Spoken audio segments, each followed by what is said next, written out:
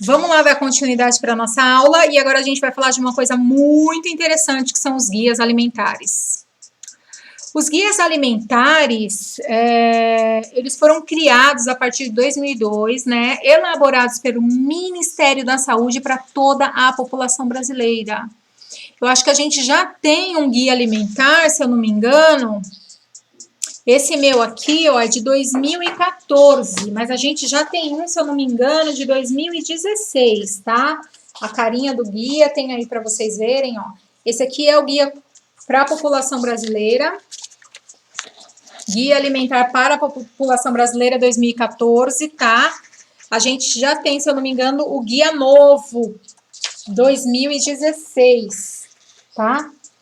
Então, esses guias, eles foram criados para orientar empresas, para orientar a população. Esse aqui é um guia pequenininho, ó, que eu fiz, né? Lógico que todas as informações que tem aqui, elas são tiradas do guia alimentar, para trabalhar com os meus pacientes de nutrição, tá? Então, é um guia pequenininho, bem resumido.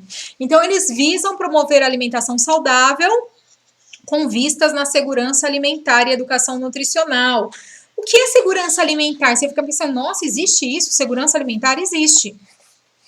A segurança alimentar ela é prevista por lei, né? A segurança alimentar ela visa justamente que você tenha e que você possa ter acesso a uma alimentação nutricionalmente capaz de promover a saúde, de manter você em saúde, né?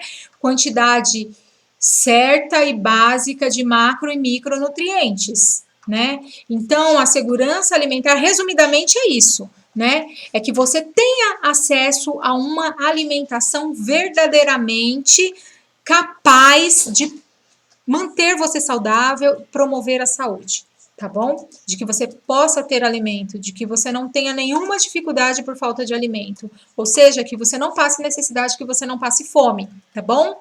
Então, esse guia, ele é muito prático, ele é muito fácil de ler, de entender. Qualquer pessoa pode baixar esse guia alimentar para a população brasileira, é só jogar no Google que tem vários PDFs dele, tá bom? O objetivo é esse, é mostrar para a população que é muito fácil e muito barato você se alimentar da forma correta, tá bom? Então, ele leva em consideração também aspectos como cultura, fatores socioeconômicos e sustentabilidade. Uma coisa bem legal que tem no guia, deixa eu ver se fala mais aqui para frente. Calma aí. Uma coisa bem legal que tem no guia é que ele respeita. Uma coisa bem legal que tem no guia é que ele respeita as questões culturais, tá? Então, a gente encontra aqui, ó, vou mostrar para vocês, é muito interessante. Tem uma partezinha aqui que ele mostra alguns pratos, algumas, né, jantar, enfim, almoço, e ele diz em que estado, ó, então ele tem aqui, ó, aqui é sugestão de almoço, tá? Aqui, ó, sugestão de almoço, tá? E aí, conforme você vai passando, você vai vendo que ele fala, né, qual é o estado, né? Aqui tem opção de jantar, ó. Não é uma dieta, tá, gente? Jantar ali, ó.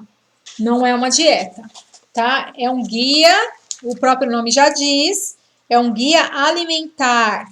Então, ele mostra, na verdade, o que seria uma alimentação saudável para se seguir. Então, ele fala dos cereais, fala dos tubérculos, fala de todo tipo de alimentação e fala também da alimentação regional de cada estado. Isso é fantástico, é bem legal. Se vocês tiverem a oportunidade de baixar, é bem interessante, tá bom? Ele vai falar de uma coisa bem legal também que a gente vai falar mais lá para frente, mas vamos voltar aqui para a aula.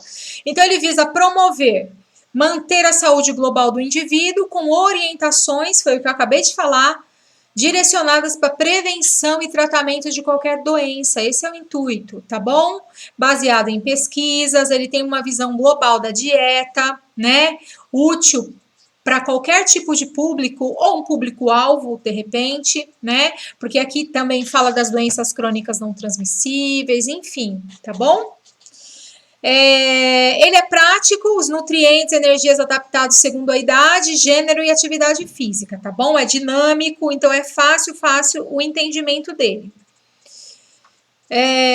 Refeições preparadas com alimentos variados, eu já mostrei para vocês, refeições coloridas, saborosas, pelo menos 3 grandes refeições por dia, ele fala sobre isso também, café da manhã, almoço e jantar.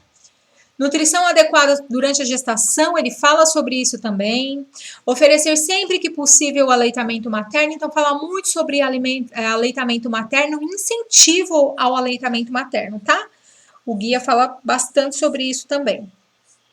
Manter o equilíbrio energético, peso saudável, limitar a ingestão energética do que a gente já falou, gorduras saturadas e açúcares, aumentar o consumo de frutas e vegetais, limitar a ingestão de sal, sódio e açúcar, consumir diariamente alimentos como cereais integrais, feijões, legumes, a gente também já falou sobre isso, diminuir o consumo de gorduras, alimentos altamente industrializados, valorizar a cultura alimentar, isso é fantástico. Saborear refeições variadas, escolher os alimentos mais saudáveis, né? Lendo as informações nutricionais e aprendendo a ler rótulo também, que é uma das nossas aulas, a gente vai aprender a ler rótulo, tá bom? Vou falar um pouquinho dos alimentos ultraprocessados. Mas para isso, a gente tem que entender o que é um alimento processado ou ultraprocessado, tá bom? E a gente vai falar um pouquinho dessa história aí, que também a fonte é o Guia Alimentar, né? Então, a história do processamento de alimentos tem início a partir da necessidade que o mundo e que as pessoas têm de conservar mais os alimentos. Conservar esse alimento no maior tempo possível para garantir a vida no momento de escassez, como o inverno rigoroso, por exemplo, e secas, tá? Os primeiros elementos utilizados para conservar, né, os alimentos foram o calor do sol, o fogo e o gelo. É muito interessante, o sal também era muito utilizado, né? Se a gente for pensar em sal e sol, o que a gente lembra lá no Nordeste? A carne seca. Como que a carne seca é conservada até hoje? Sal e sol, né? Então era um método de utilização de conserva, tá bom?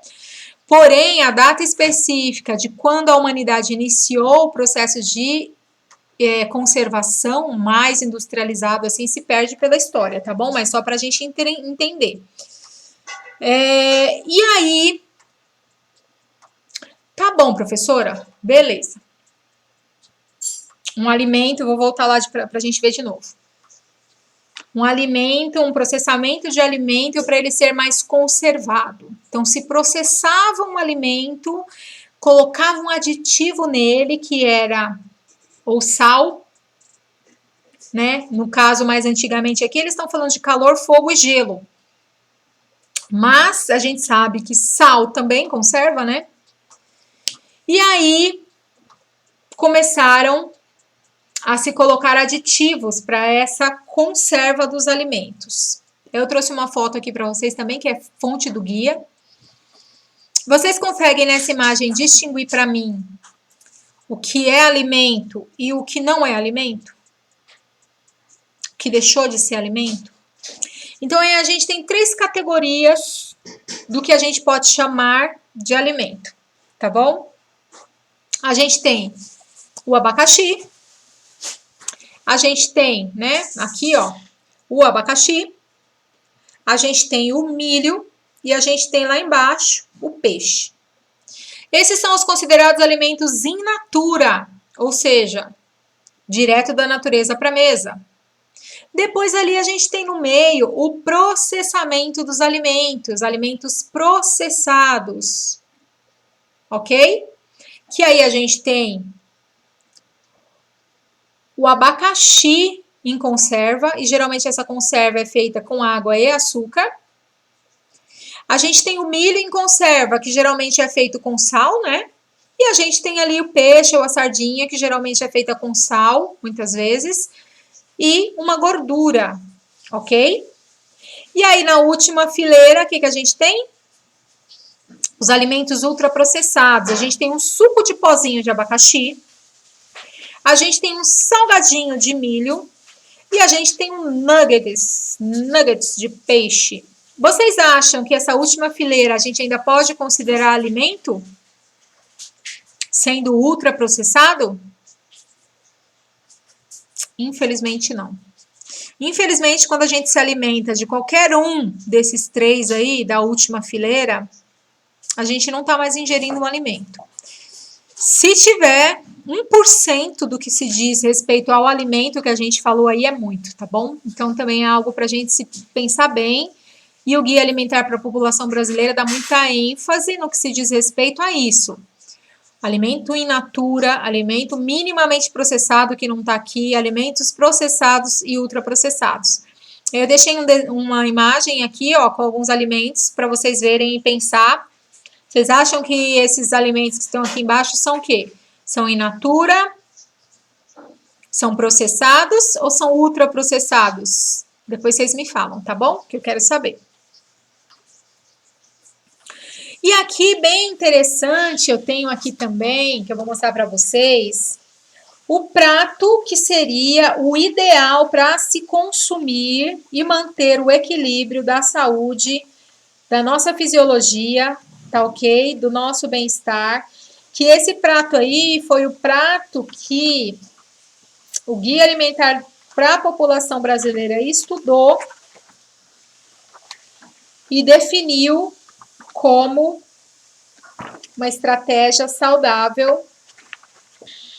Eu tenho ele aqui, ó. Então, vocês estão vendo aí, né? 25% de proteína, ou seja, qualquer tipo de carne. 25% dos carboidratos, arroz, macarrão, enfim, massas. E 50% de vegetais e legumes e frutas, as hortaliças. Aí aqui para vocês entenderem melhor. Não sei se vocês estão conseguindo ver, ó. Então a parte verdinha aí, ó, são esses 50%, né? Mais uma fruta. Ali você tem carboidratos, proteínas e tem proteína vegetal, proteína animal e os carboidratos, né? Tá bom? Isso tudo aqui extraído do guia. Deixa eu ver. Aqui, ó. Outra foto. Olha que simples, gente. Vocês estão conseguindo ver? O que a gente tem aqui nesse prato? Arroz, feijão. Tá vendo? Aqui o feijão, ó, proteína vegetal, proteína animal, carboidrato e 50% do prato aqui, ó, de vegetais. Só não tem a frutinha aqui, tá? Mas é esse aqui o prato, ó. Ok? E aí eu vou me perguntar assim, nossa, professora, mas e a pirâmide alimentar que a gente conhece? A pirâmide alimentar, na verdade, não foi feita para o Brasil, né? Por isso que a gente tem o Guia Alimentar para a População Brasileira. Cada país desenvolve a estratégia que vai utilizar em termos de nutrição e saúde, tá bom? Então, a pirâmide alimentar, ela foi adaptada para o Brasil durante um período, mas não é de utilização para o nosso país, tá bom? Então, também, não deixa de ser um instrumento de orientação nutricional, tá? Mas a gente usa mais o guia brasileiro, tá bom? Mas a pirâmide alimentar, ela tem o objetivo de promover mudanças de hábitos visando a saúde também. É a partir dessa pirâmide alimentar norte-americana, né, conforme a dieta e a cultura, que foram desenvolvidas as pirâmides e os guias brasileiros, tá bom?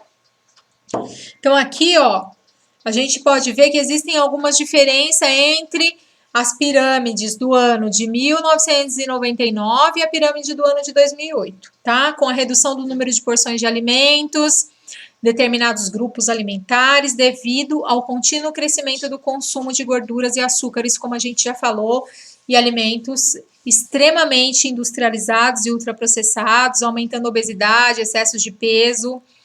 Aí aqui, ó, a pirâmide, qual que é a proposta? Ela é dividida em níveis, tá bom? Então, olhem essa pirâmide aqui que tá embaixo, pequenininha aqui que eu coloquei.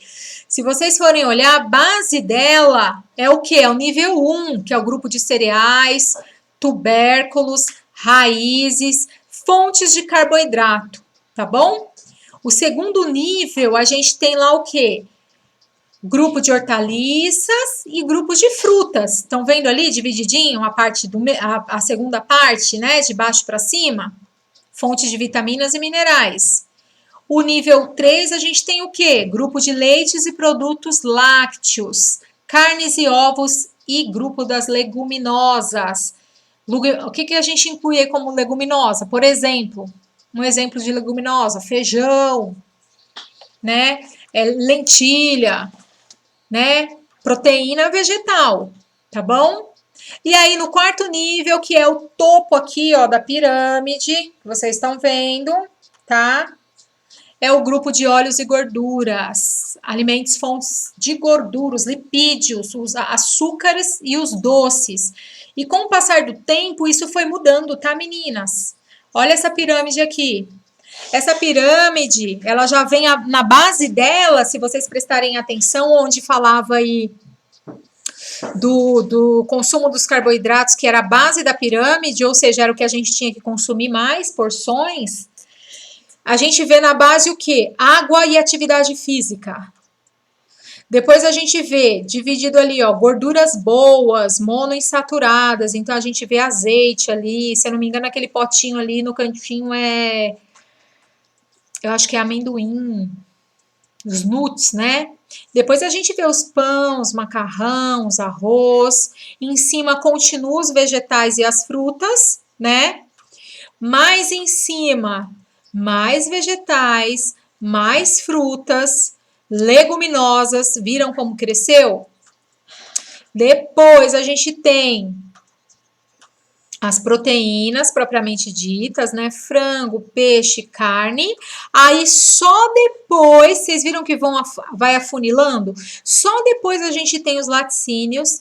E por último dos últimos, ficou muito mais lá em cima a questão dos doces, né? E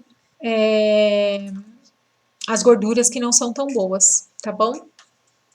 E ali você ainda vê um copinho de vinho. Mas aqui no Brasil, essa pirâmide não é brasileira, não dá nem pra gente falar de vinho, né? Por conta do índice de pessoas viciadas em álcool que a gente tem. Agora, em Paris, por exemplo, lá, a partir dos 12 ou 14 anos, se eu não me engano, é cultural deles que já se tomem vinho no jantar, no almoço e no jantar. Porque a gente sabe que os polifenóis que existem na uva, no vinho, são cardioprotetores. Mas quando se tem uma cultura, é diferente, né? Vai fazer isso aqui no Brasil. E essa outra pirâmide é uma pirâmide australiana e olha como muda, gente. Olha só a base da pirâmide, o que é. A gente tem aqui água, a gente tem aqui algumas especiarias no cantinho, mas olha a base da pirâmide. A base da pirâmide é totalmente feita de FLV, frutas, legumes e vegetais. Depois, na parte de cima, é que a gente tem os cereais, arroz, pães. Depois é que a gente vai ter laticínios junto com as proteínas. E por último, as gorduras e os açúcares, bem por último. Então, cada país muda. Vocês veem aí, aqui, ó, bem aqui, ó, do meu ladinho, que tem sal e açúcar e tem um X. Então, eles desaconselham o uso, né? Lógico que não proíbem, mas desaconselham. Olha o X aqui. Então, meninas, é muito interessante, tá? E a gente vai dar sequência. Eu vou deixar aí para vocês, para a aula de hoje, uma frase que eu gosto muito, tá?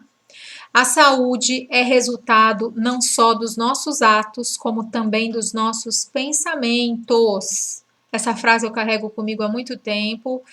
É um pensamento de Mahatma Gandhi. E eu espero que vocês levem também para a vida, tá bom? Então, essa foi a nossa aula de hoje. E aí, hoje, a gente vai entrar para nossa aula no Team Link, tá bom? Às 10h30 da manhã. Beijinho, bom final de semana e até já!